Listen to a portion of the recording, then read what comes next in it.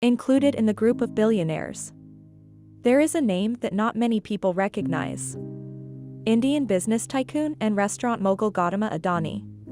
He briefly held the position of third richest person on earth, and yet he faces allegations that his meteoric rise to power was based on a massive lie.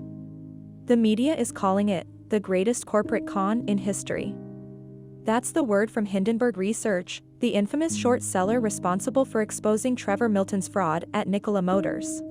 Major short seller Hindenburg Research putting out a market-moving call on Adani Group. It's the family-owned businesses of Asian billionaire Gautam Adani. Here with more is Yahoo Finance's Alexandra Semenova. And this really goes straight to the heart of the empire of one of the richest people in the world. And it's having an effect across his different companies. Yeah, absolutely, Julie. We're seeing some big moves this morning after Hindenburg Research, which is an activist short-selling firm, made a big call yesterday, publishing a report saying that Adani Group, an Indian conglomerate that runs a portfolio of energy and logistics companies, is committing what it called the largest con in corporate history. As we know, it also revealed a short position in the company. As we know, short-selling is an investment strategy that bets that a stock price will decline. It's essentially a bet on the downfall of a company. Hindenburg accused Adani Group and its billionaire founder and chairman of a brazen stock manipulation and accounting fraud scheme run over decades, partly through the use of shell companies. It also said that Adani Group has been investigated for misusing taxpayer funds, for corruption, for money laundering. And then separately, Hindenburg also flagged some financial concerns with the company, saying that it was taking on too much debt, that 7 of its publicly traded companies were overvalued. Adani Group, of course, dismissed all of those allegations, calling them baseless, calling them a malicious combination of selected misinformation and stale, baseless, and discredited allegations. Whether Hindenburg Research is right or not, we're seeing that call wipe out about $12 billion off of Adani's market value this morning. So we'll see what happens with that. Yeah, it is interesting, that reaction, Alexandra. Hindenburg is not some bucket shop, one person running it. They've made some big calls in the past. Exactly. So investors have good reason to believe that Hindenburg is right here. This is a highly respected firm whose track record has been correct so far. The firm is fairly young. It was founded in 2017, but even in its short tenure, it's already established its reputation by being correct on its call on Nikola, leveling big allegations of fraud with that company and then being right. We saw the SEC use Hindenburg's research on Nikola in its trial against Trevor Milton, it's also made some other successful calls on SPACs and crypto companies. Now, short sellers obviously have a bad reputation. There's this notion that you're betting, on someone else's failure. However, some of the biggest instances of corporate fraud in history have started because someone had a short position in the company. So they also have a role in protecting investors sometimes by exposing fraud. And, if these allegations turn out to be correct, it will obviously be very consequential. This is the biggest company in India. Welcome back at Financial Fortune, your daily advisor that gives you news and tips for financial success. Just keep on watching. But what exactly is the basis for these claims? Is it possible that Gautam Adani is behind a massive corporate scam? A corrupt political family, stock and accounting fraud, nepotism, and a feud between the Indian government and the notorious billionaire George Soros are all part of this story. Modi and business tycoon Adani are close allies. Their fate is intertwined. Adani Enterprises tried to raise funds in the stock market but failed. Adani is accused of stock manipulation and his stock collapsed like a house of cards. Modi is silent on the subject, but he will have to answer questions from foreign investors and in Parliament. The Adani Group is the subject of today's in-depth examination. Forbes estimates that in just 3 years, Gautam Adani went from being worth a meager $10 billion to being worth $100 billion, making him one of the world's 100 billionaires. In terms of wealth, he trailed only Elon Musk in September 2022, $145 billion to $145 billion. This made him the wealthiest person in Asia and the third wealthiest in the world. Who is he, though? How did he get to be one of the world's top billionaires? Let's check it out. The life of Gautam Adani began simply. He was born into an average family in 1962. He grew up in Gujarat, India, with his 7 siblings.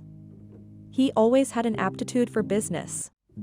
He left high school at 16 and relocated to Mumbai, India, where he worked as a diamond trader. In 1981, after spending a few years in other states, he went back to his native Gujarat. There, he oversaw the operations of his brother's packing factory. For the Dainanese, this seemingly insignificant occurrence would open the door to international trade. In 1988, he would launch his own business by opening a restaurant export. The Adani Group's crown jewel is now known as Adani Enterprises. This firm has rapidly become the leading coal trader and mining contractor in India. The restaurant industry flourished in the 1990s thanks to economic liberalization policies. They broadened their business to include the exchange of metals, textiles, and food. He established himself as a major player in the Indian business world thanks to 2 pivotal ventures. The Purchase of the Month report in 1995 is an example. Previously known as Gujarat Port, the name was changed to Adani Ports and Special Economic Zone Limited in 2014. It would surpass all others in India as the country's preeminent private port. Adani Power, the second major venture, was founded in 1996 and has since become India's largest thermal power producer. The group's membership and influence have only increased since then. Adani has emerged as India's leading builder. The consortium manages 13 ports and 7 airports. They have the most coal-fired power plants of any private company, a total of 6. The company also dominates in several other areas: solar panel manufacturing, edible oil importation, and urban gas distribution. They went so far as to construct their own power lines and railroads. Recently, they've diversified into new areas like data centers, finance, digital services, agribusiness, construction materials, and the media. During this time, they engage in a wide variety of activities. The Adani Group timed its entry into the Indian market perfectly, as the government of that country was actively seeking to boost infrastructure spending. Because of this, they made excellent business associates. At the beginning of 2022, these were the 5 richest people in the world: Elon Musk, Jeff Bezos, Bernard Arnault, Bill Gates, and Larry Page. Most of these ultra-rich billionaires have lost money this year, tens of billions of dollars, except for one, Gautam Adani.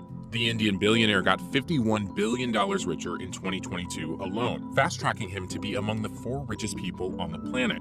The kind of rise that you have seen is truly phenomenal and probably unprecedented in the world, that in such a short time, a single individual has been able to acquire assets across industrial sectors and has emerged as one of the largest billionaires in the world. The rise of Gautam Adani to being the richest man in Asia in 2022 is staggering. It is staggering in its speed, and it is staggering in the magnitude of the wealth being accumulated by one individual. It also is the hallmark of the increasing wealth disparity of the world. We can't continue to have such an enormous concentration of wealth in the hands of only a couple of individuals.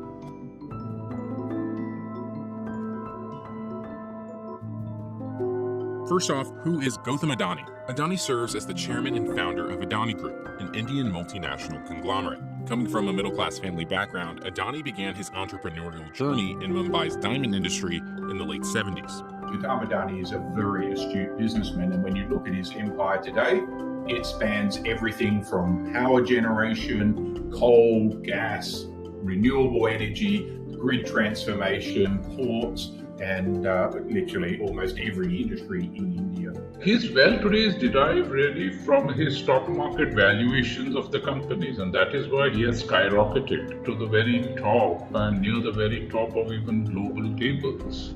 Surging energy prices and soaring valuations of Adani's 7 publicly traded companies has added more than $50 billion to his net worth this year. Surprisingly, despite the sharp rise in the Adani companies, you will hardly find any analysts having a formal coverage of the Adani stocks, which is extremely surprising because companies of this size should normally be covered by a whole host of analysts. So this spectacular rise in share prices of the Adani company has really happened with a very narrow and institutional investor holding.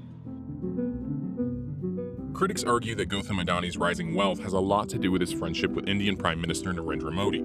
They say it may have helped him win several government contracts. In February 2019, Adani Group won the contracts to run airports in 6 major Indian cities, despite having no previous experience running airports. Now, Adani Group is the largest airport operator in India. It's just amazing how one individual always seems to get the vast majority of the great contracts in India. And Gautam Adani also has a rather unusual knack of being able to say, well, heads he wins, tails you lose.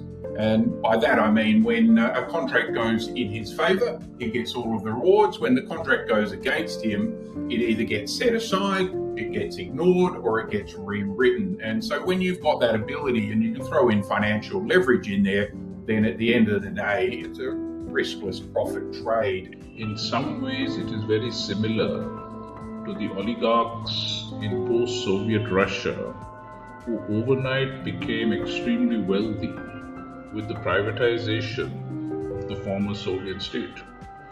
So they emerged because of having very close access to the ruling leaders. And in some ways, we are seeing the same kind of development in India. It is not really because of true free enterprise, but because they get access and they get concessions and get favored treatment from the state. It is this context that you have to also see the rise of Adani in the Indian economy.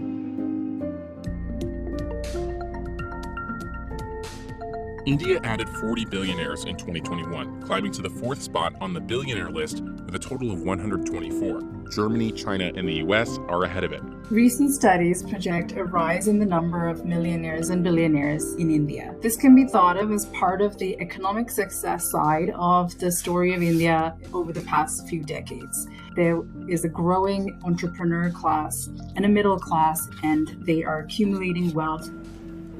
The current administration in India has also promoted free market policies. They have been pro-economic growth and pro-market reforms.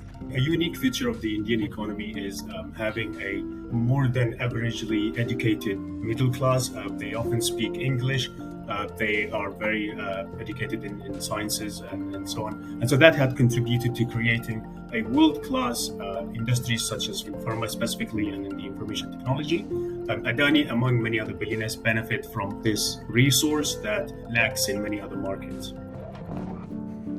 The ongoing war in Ukraine has also allowed India to keep buying Russian energy at a discount, despite criticism from Western countries. Indian officials say they need to keep buying Russian oil to help keep inflation at bay. That cheap energy is helping fuel a faster pace of economic growth in India compared to the wider global economy, which could soon fall into a recession. The geopolitical tensions between China and the US could also be indirectly helping India's economy. It's riding on geopolitical tailwind because it's escalation of tensions between the US and China, and increasingly the West and China. And India straddles in this neutral ground that it likes to stay in, and that is going to be beneficial. In this context, we're seeing some of the US and other global players looking at India to invest in, as well as entrepreneurs of India. And Adani is one of those. If you're American investors and you're looking for 1.4 billion people to sell your product to, there's only one choice in the world, it's India, and India embraces foreign investment. Western companies have actually allied with Gautam Adani to tap into the wealth, because at the end of the day, when you're going into a foreign country, you do need to have on the ground, politically well-connected business people who are astute, and certainly Adani ticks all of those boxes. So he's been sort of the biggest beneficiary of the opening up of the financial system in India to Western capital. You know, on one hand, you're seeing India's producing more billionaires, and on the other hand, you're finding and the developmental index, India is faring, much poorly than what it was earlier, which is a straight contradiction. And the only way one can explain that contradiction is that it is because the government strategies and policies has actually caused this. And that is the real reason. Discussion over wealth inequality in capitalist countries isn't new.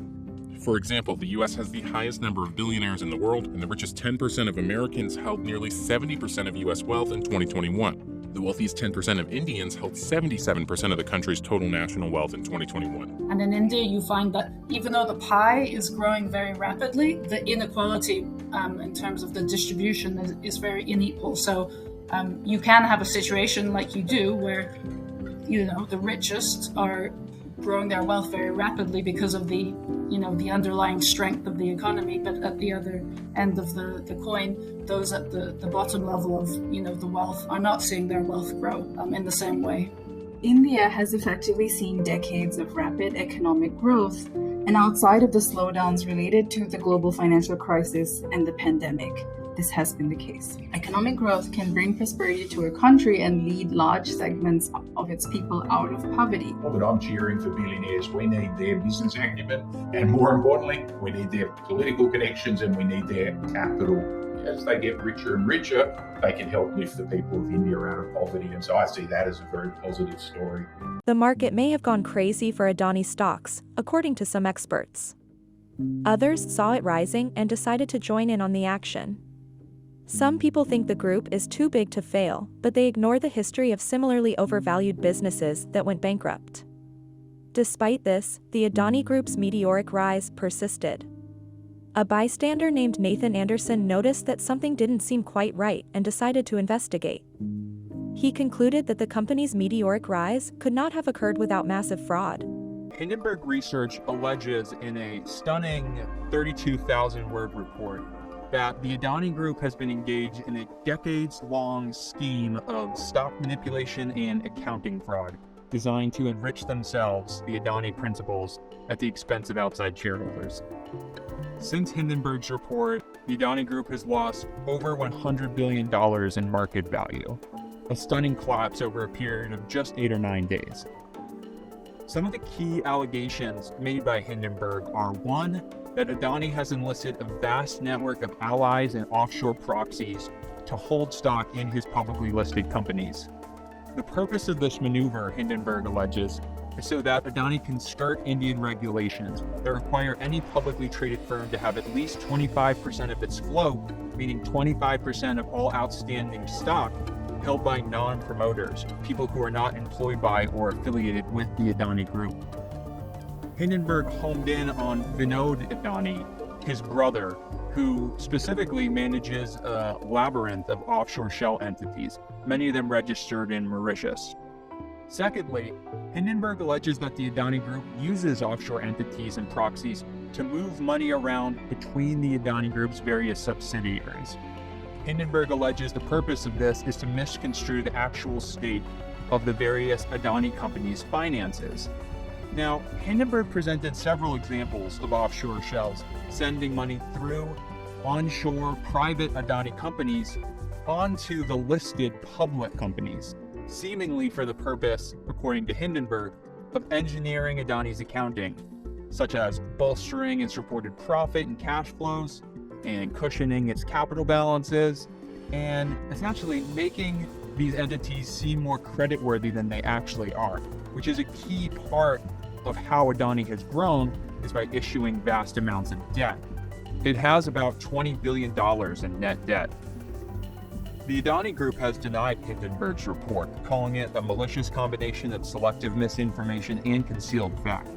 Adani has also said that its financial practices and intercompany dealings are in line with applicable accounting standards and applicable law.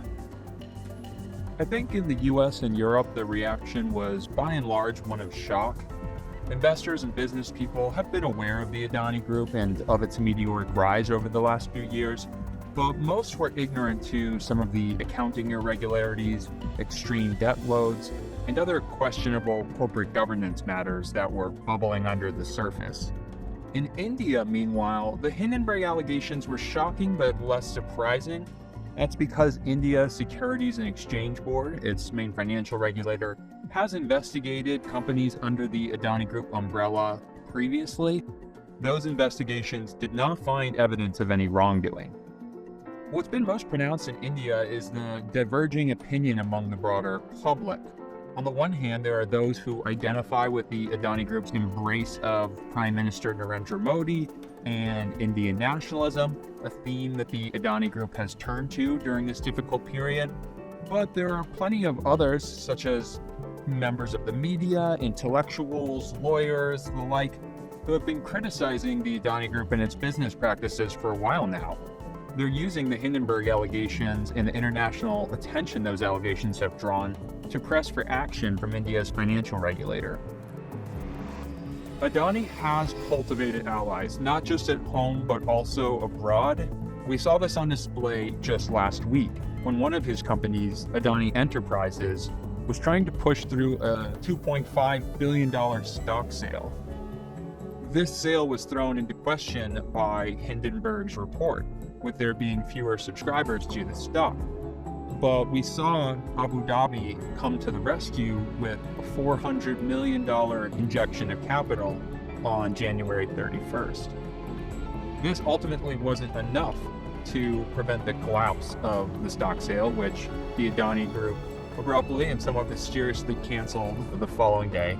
But also last week we saw Gautam Adani in Israel shaking hands with Prime Minister Benjamin Netanyahu for the ceremonial signing of the Adani Group's takeover of the Haifa port, Israel's largest port. So just due to the sheer size and scale of the Adani Group's enterprise, it does have allies abroad whose goodwill and whose financial clout might prove dire for the Adani Group in the days ahead. On the one hand, Hindenburg's allegations haven't done much to affect Adani Group companies. The ports are still receiving ships, energy companies are still producing energy. On the other hand, the Hindenburg allegations have really upended the Adani Group's financial picture. The stocks have crashed, which means Adani personally is less wealthy, but more critically for the businesses themselves, banks such as Citigroup have already said they're no longer going to be accepting Adani stock as collateral for loans. The Adani Group depends on loans as part of its growth strategy, and it's a highly leveraged business. So we could see this affects the company's financial picture. Similarly, the Adani Group has already faced margin calls on loans that it has outstanding, for which it's posted Adani company stock as collateral. Because of the collapse in price of that stock, it's going to have to post more collateral on those loans. Going forward, the markets are going to be keeping a close eye on the Adani Group's existing debt pile, but also they're going to be keeping an eye on India's political situation and whether financial regulators in India start to investigate the Adani Group. What do you think, then? Leave a comment and let me know what you think.